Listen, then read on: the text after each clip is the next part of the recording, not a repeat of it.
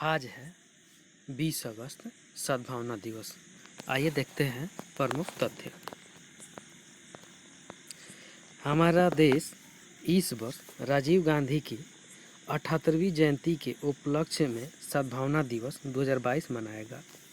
दिवंगत पूर्व प्रधानमंत्री राजीव गांधी के सम्मान में भारत हर साल 20 अगस्त को सद्भावना दिवस मनाता है। 1992 में राजीव गांधी की मृत्यु के एक साल बाद कांग्रेस ने राजीव गांधी सद्भावना पुरस्कार की स्थापना की। सद्भावना दिवस का महत्व। सद्भावना दिवस सभी धर्मों के भारतीयों के बीच राष्ट्रीय एकता, शांति, सहानुभूति और सांप्रदायिक सद्भाव को बढ़ावा देने के लिए मनाया जाता है। अंग्रेजी में सद्भावना का अनुवाद सद्भावना है।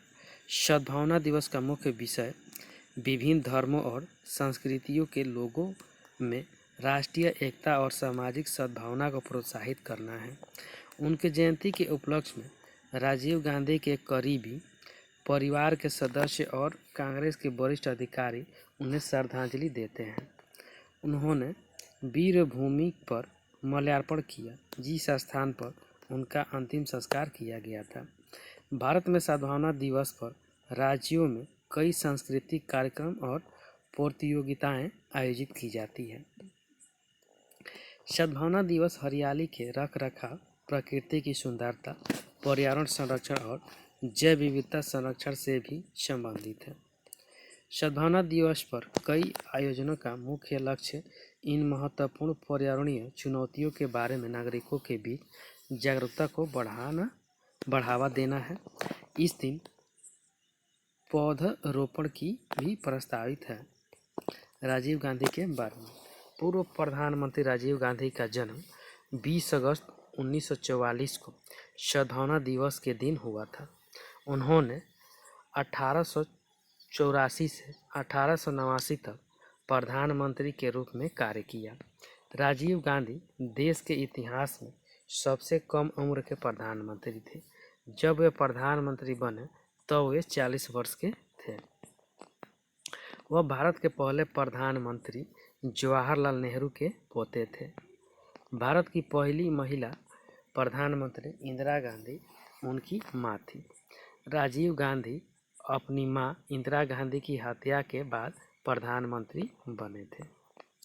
देश के सबसे युवा प्रधानमंत्री राजीव गांधी ने भारत के अंदर सांप्रदायिक सद्भाव, राष्ट्रीय अखंडता और शांति को बढ़ावा देने की मांग की और उन्हें दुनिया के बाकी हिस्सों में सद्भावना राजदूत माना गया।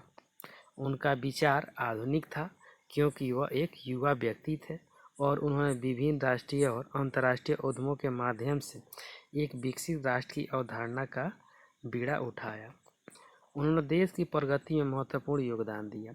1986 में उन्होंने पूरे भारत में उच्च शिक्षा संस्थाओं को सुधारने और बढ़ाने के लिए शिक्षा पर एक राष्ट्रीय नीति शुरू की। 1986 में उन्होंने जवाहर नवोदय विद्यालय प्रणाली, एक केंद्रीकृत सरकारी स्कूल की स्थापना की ताकि 6ठी से 12वीं कक्षा तक मुफ्त स्कूली शिक्षा प्रदान करके समाज के ग्रामीण क्षेत्र में सुधार किया जा सके। उनके प्रयासों के परिणाम स्वरूप 1986 में MTNL की स्थापना हुई और ग्रामीण क्षेत्रों में टेलीफोन के प्रावधान के लिए सार्वजनिक कॉल कार्यकालों PCO की स्थापना हुई। 1991 में चुनाव प्रचार के दौरान राजीव गांधी की लीटे के एक आत्मघाती हमलावर ने हत्या कर दी थी। उनकी मृत्यु के बाद उन्हें भारत के सर्वोच्च नागरिक पुरस्कार भारत रत्न से सम्मानित किया गया था। Thank you friend. अच्छा लगता है लाइक, सब्सक्राइब और शेयर जरूर करें। साथ में बेल आइकन का बटन दबाना नहीं भूलें।